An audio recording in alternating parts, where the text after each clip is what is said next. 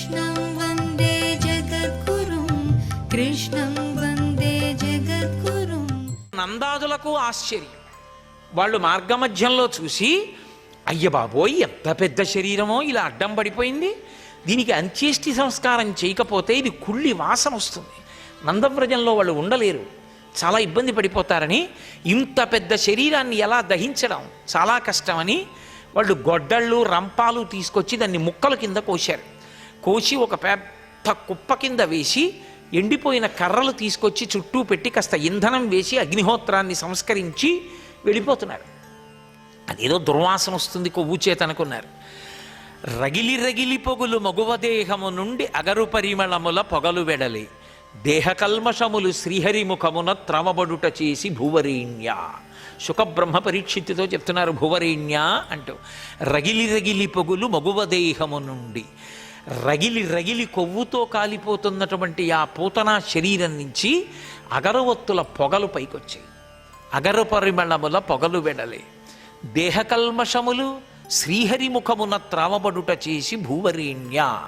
ఎందువల్ల అంటే ఆమె రాక్షసి పూతన, పునాతీతి పూతన, ఆమె సంస్కరింపబడింది. ఆమెలో ఉన్న సమస్తమైనటువంటి దుర్గుణములు పరమాత్మ చేత పానము చేయబడ్డాయి, తాగేశాడు. ఆయన తాగేశాక ఇక ఆమె ఎందు దుర్గుణములు లేవు. ఆయన యొక్క అధర స్పర్శ పొందింది కాబట్టి ఇక ఆమె ఎందు ఏ పాపములు లేవు. ఏ పాపములు లేవు కాబట్టి ఆమె శరీరము కాలిపోతుంటే అగరు పరిమళములు వెలువడ్డాయి. వాళ్ళు తెల్లబోయారు, ఏమిట్రాయి రాక్షసి కాలిపోతే అగరత్తుల వాసన వస్తోందని వాళ్ళు వెళ్ళిపోయారు. పోతన గారు అన్నారు, హరితన మీదన్ కరములు పదముల నిడి చన్నుకుడిచి కదిసిన మాత్రం హరిజనని పగిది పరగతి గరిగెను దురితములు బాసిన సురంగమయం.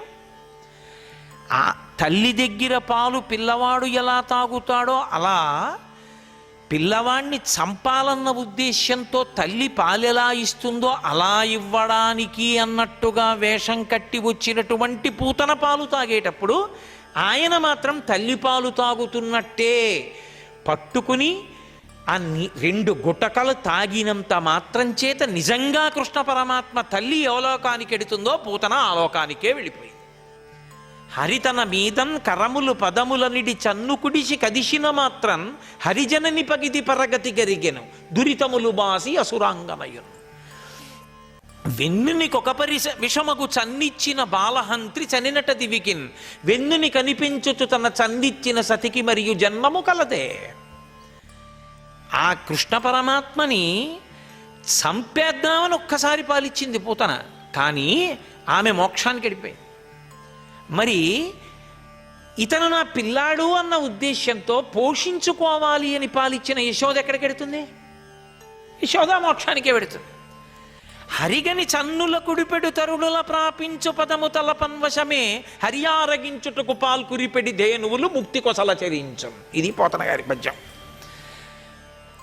అసలు చంపేద్దామని కన్న తల్లిలా నటించి వచ్చి పాలిచ్చిన పూతన మోక్షానికి వెళ్ళిపోయింది.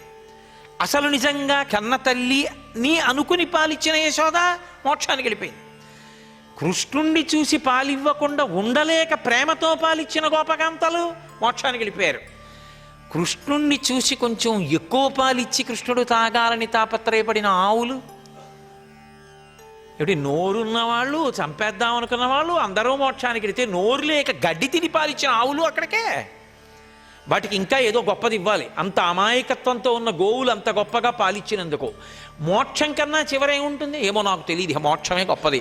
అందుకే ముక్తి కొసల చరించున్, మోక్షానికి చివర ఉన్నాయి అంటే ఆ తర్వాత ఇంకేమైనా ఉందేమో చెప్పలేదు వేదాంతంలో గొప్పది మోక్షం ఒకటే, అందుకే చివర ఉన్నాయన్నారు పోతన గారు.